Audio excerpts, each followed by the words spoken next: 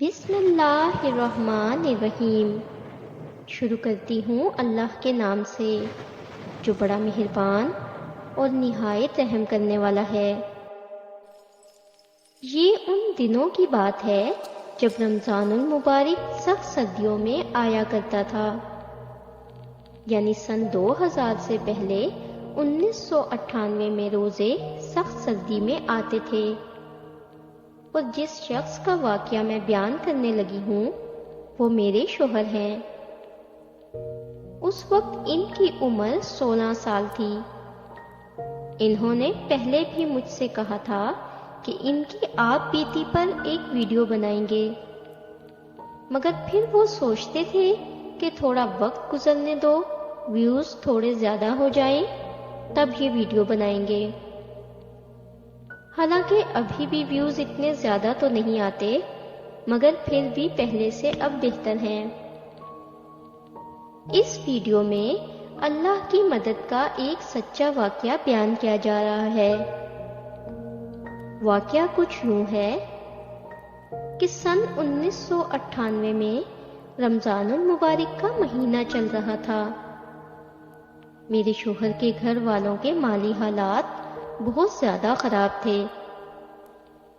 میرے شوہر ان دنوں زیورات بنانے کا کام کیا کرتے تھے اور ان کو 50 روپے ہفتہ وار اجرت ملا کرتی تھی۔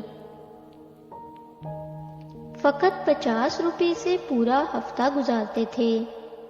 گھر کا خرچ ان کے والد صاحب بڑی مشکل سے پورا کر رہے تھے۔ میرے شوہر کو جو 50 روپیہ ہفتہ ملتا تھا اس سے وہ کوئی ٹافی، ببل وغیرہ ہی خرید پاتے تھے۔ کوئی اچھا کھانا، کپڑا، جوتا تو سوچ میں بھی نہیں آتا تھا۔ گھر تو اپنا تھا، لہذا کرائے کی ٹینشن نہیں تھی۔ ساتھ میں پڑھ بھی رہے تھے۔ میٹرک کے پیپر کی تیاری دوران ملازمت دکان میں بیٹھ کر ہی کرتے تھے۔ چونکہ وسائل تو تھے ہی نہیں تو آرٹس میں میٹرک پاس کیا، وہ بھی بہت کم نمبر لے کر میٹرک کلیئر کر لیا۔ میٹرک کے بعد وقتی طور پر تعلیم روک دی اور صرف کام میں توجہ مرکوز کر دی۔ صبح کام پر جاتے اور رات کو چھٹی کر کے گھر آتے۔ ان کے سارے دوست کالج میں جانے لگ چکے تھے، مگر مالی حالات اجازت ہی نہیں دیتے کہ وہ بھی دوسرے بچوں کی طرح کالج جائیں۔ 16 سال کی عمر میں یہ باتیں بہت دکھ دیتی تھیں، کیونکہ 16 سال کا لڑکا بچوں میں شمار ہوتا ہے اور دوسرے بچوں کو دیکھ کر دکھی ہوتا ہے۔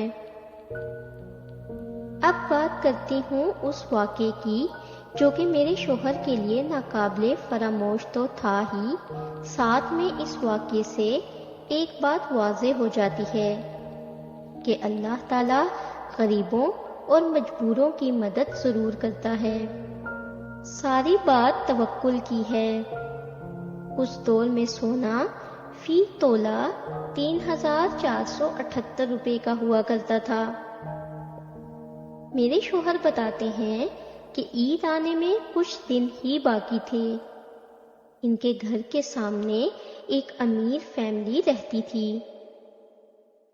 انہوں نے ان سے کہا کہ ایک سونے کا چھلا بنا ہوا ہے، اس کا ایک سٹون گر گیا ہے، تو تم بازار جاؤ گے تو وہ سٹون بھی جڑوا لانا، جو پیسے لگیں گے وہ لے لینا۔ میرے شوہر نے وہ چھلا جس کا وزن لگ بھگ 1 تولہ تھا اپنے بنیان کی جیب میں رکھ لیا۔ اوپر شرٹ تھی اور جیکٹ پہنی ہوئی تھی۔ چونکہ رمضان میں زیادہ تر بازار افطار سے پہلے ہی بند ہو جاتے ہیں، تو اس دن جب انہوں نے گھر والوں کے ساتھ افطاری کی تو عشاء کی نماز اور تراویح پڑھنے مسجد چلے گئے۔ جب تراویح پڑھ رہے تھے تو ان کے دانت میں شدید درد شروع ہو گیا۔ تراویح ختم ہوئی تو وہ اپنے گھر آ گئے۔ رات سونے کی تیاری کرنے لگے اور جب کپڑے چینج کرنے لگے تو اچانک گھبرا گئے کیونکہ سونے کی انگوٹھی جیب میں نہیں تھی۔ فوراً خیال آیا کہ مسجد جا کر تلاش کی جائے یا اعلان کروایا جائے کہ دوران تراویح انگوٹھی کسی کو ملی ہو تو واپس کر دے، مگر ہر طرح کی تلاش اور کوشش کے باوجود انگوٹھی نہ ملی۔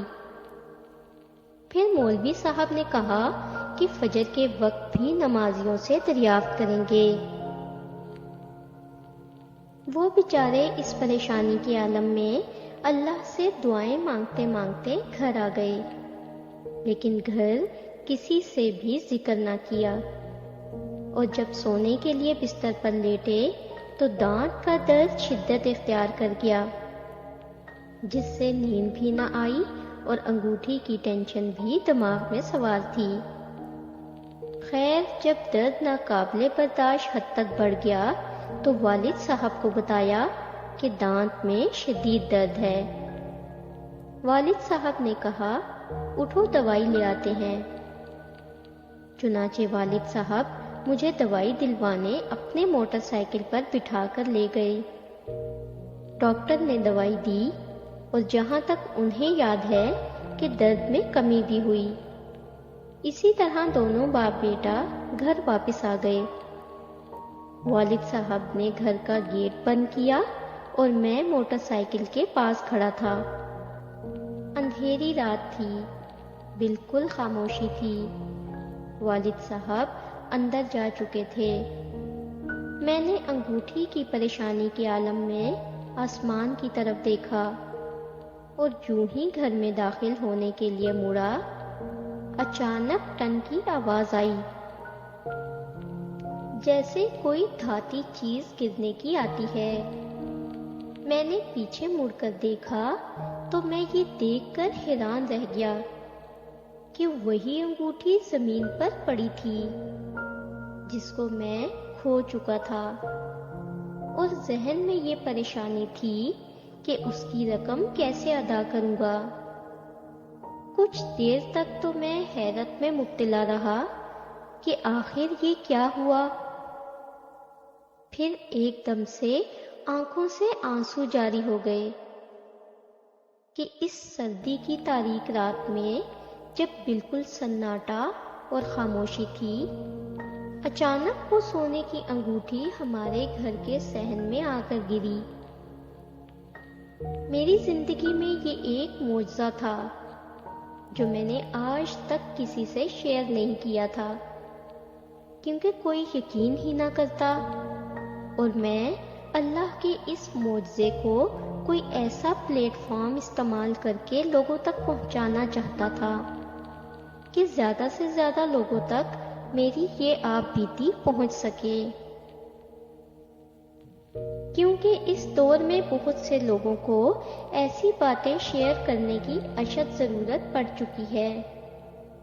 نعوذ باللہ، اب لوگوں میں عقیدہ اتنا مضبوط نہیں رہا، اور لوگ اپنی پریشانیاں اللہ سے شیئر کرنے کی بجائے لوگوں سے امید رکھتے ہیں کہ کوئی ولی ان کی مشکل کشائی کر دے گا، اور یہ چیز اللہ کو سخت ناپسند ہے کہ اس کی بجائے غیر اللہ سے حاجت روائی کی جائے۔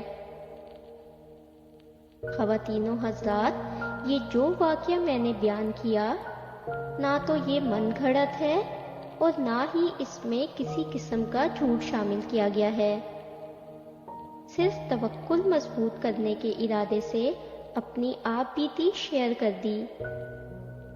اللہ سب کے ساتھ خیر و عافیت والا معاملہ فرمائے، آمین۔ اگر ویڈیو اچھی لگے تو اسے زیادہ سے زیادہ لائک اور شیئر کر دیں، اور اگر آپ نے ہمارا چینل ابھی تک سبسکرائب نہیں کیا تو برائے مہربانی اس کو سبسکرائب بھی کر دیں۔ شکریہ۔